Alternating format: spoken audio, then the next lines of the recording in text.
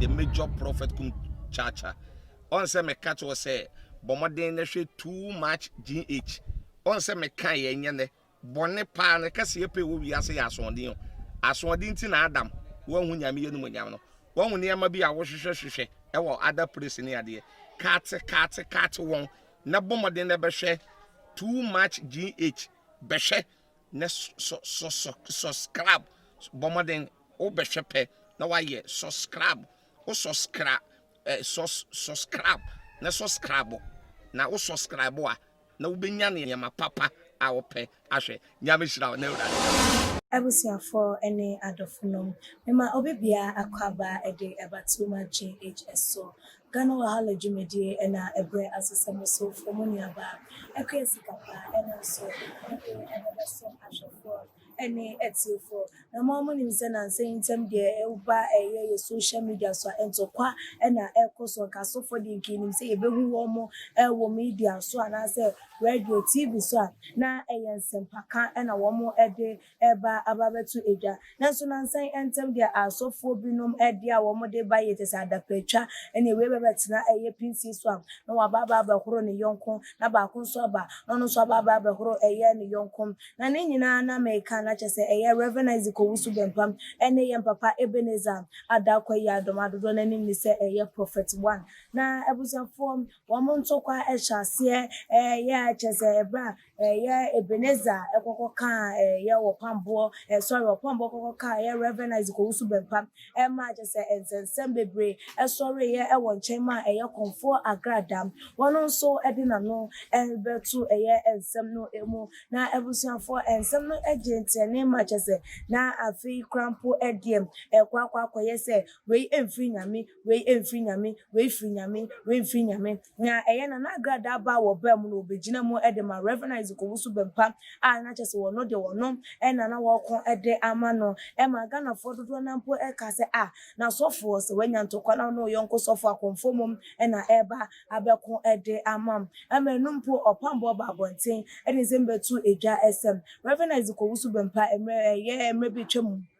woba no ho ebebeje pen ede kokotro eye no so hwe na say de recognize ko Owusu Bempah emum na aba bonte wo no so aba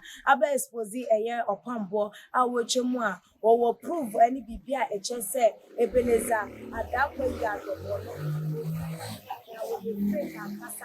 kasa enya je se wo ye Ghana for e was wo mo engine no ebi na nensema wo di etu eye edwan na wo chemu SM ye recognize ko Owusu Bempah chemu a Opambour emre bi a etwamu watete ne din wo hu ne ho ensem enti oye na adwen se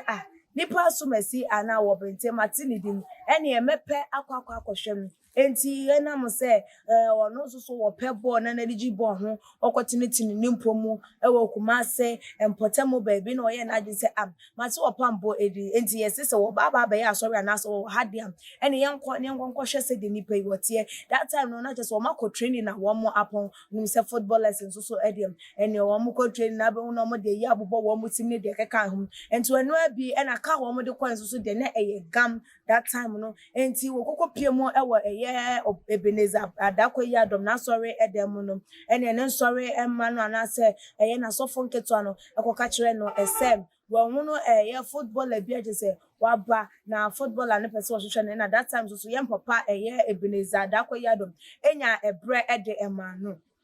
na ebra wonya edem ha no ono so nya abra etwenye na enumu na chesoto nsa de frɛ no na wo modwetwe nkomo Ebenezer adakwa ya dom ehye ne nkom bebre se hane wo ye footballer na wo hu se wo bo edema English amachibamu football ya amanyo ko ekuo bi e wo ho no ma chese wo si akan edem omo na wo hwe ne ho eye anya sam ni opponent anase wo bi a wo ne ebobo no wo tan no wa ye na adwen se wo pese won tu na du ene nioma bi wo ho no pese wonyini everyone na wono enye bo na bema na diye na wono obeba beye a businessman ankasa a chese obeba ba benye sika ene chese wo hye ne nkom bebre na ede eka eho na no na wo se wotena asidi no wo hunu se ye papa yi won free eye nyame na say na ye papa no wode nsem no etu dwama menkan ebi emfa emam o say I disguised myself as a footballer and went to his church in a luxurious car. His people told him there was a rich footballer who wanted to meet him. Upon meeting him, he looked at me and said there was someone who shared a position in my team and who wanted me out. He said other things that were way off. I just knew he was fake. We any papa ne nsɛm a wɔde ɛto edwa kyɛ sɛ wɔkyɛ mu a na kyɛ sɛ ɛyɛ Opambour nsɛm a ɔka ɛde kyerɛ no nyinaa na kyɛ sɛ ɛmfa ɛyɛ ne kwan mu no ɛna wɔfiri hɔ na wɔka sɛ enti nipa wei ɛna dodoɔ na ɛtena ne nan ase ɛka sɛ wɔyɛ nyame nipa wɔwɔ nyame nsɛm anaasɛ wei ɛna wɔn mo so wɔhunu adeɛ na wei de wɔhunu ade papa bi a wɔhunu ebi san sɛ wɔn kora mpo a wɔbaa ne nan ase no wɔntumi anka biribi bi amfa ne ho sɛ wɔyɛ sɔfoɔ anaasɛ sɔfodie mpo edi n'akyi na mmom ɛnam ne dress na wɔde buy as a footballer ɛno ho asɛm na yɛgyina so ɛde ka kyerɛ no ɛne business nneɛma a wɔbɛyɛ ho nsɛnsɛm ɛno nti no wɔn ni sɛ wɔn firi ɛyɛ nyame nti wɔde ɛto gyama Ghanafoɔ nyinaa ɛho sɛ papa no wɔn firi nyame na ne nsɛm a ɔka ɛyɛ ebiem ɛyɛ sesei deɛ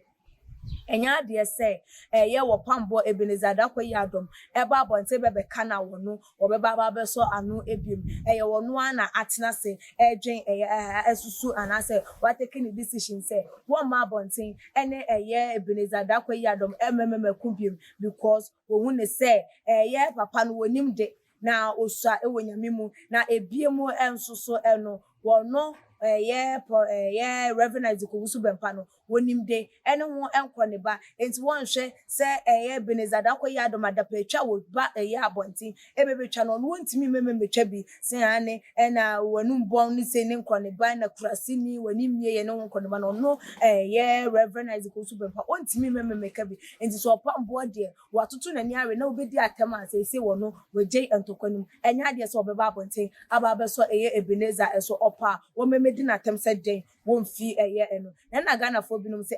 say yem papa Reverend Owusu Bempah tiki that decision na wa na adwen say won kasa biem won di atem bi ma de petwa wotwa so dia ene wa kye maturity pa adodo na ebo na abaso eno so dodo na so say Opambour enhwe papa ni decision na wa make no so na wono so emfa entu na namo won so a wo fie den na betimi aka fa Reverend Owusu Bempah ne nsɛm a ɔde to edwe ane ho fa wadwen kye no ebra e wotuma gye comment section ebi mo so like videos na share all the social media platforms so wait me so follow your IG page @gh_meeting at the classic padasene yebesanishina.